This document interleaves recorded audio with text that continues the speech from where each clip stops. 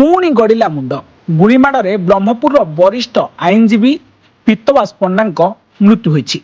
ବ୍ରହ୍ମପୁରରେ ଗୋଟିଏ ପରେ ଗୋଟିଏ ମୁଣ୍ଡ ଗଡ଼ିବାରେ ଲାଗିଛି।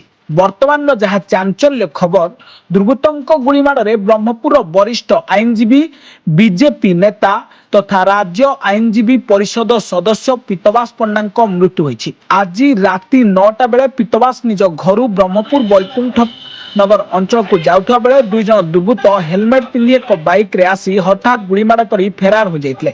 ଗୁଳିଟି ଅତି ନିକଟରେ ପୀତବାସଙ୍କ ଛାତିରେ ବାଜିବାରୁ ସେ ଘଟଣାସ୍ଥଳରେ ହିଁ ଟଳି ପଡ଼ିଥିଲେ। ତାଙ୍କୁ ଉଦ୍ଧାର କରି ଏମକେସିଜି ମେଡିକାଲରେ ଭର୍ତ୍ତି କରାଯାଇଥିଲା, ହେଲେ ମେଡିକାଲରେ ପହଞ୍ଚିବା ପୂର୍ବରୁ ହିଁ ତାଙ୍କର ମୃତ୍ୟୁ ହୋଇସାରିଥିଲା।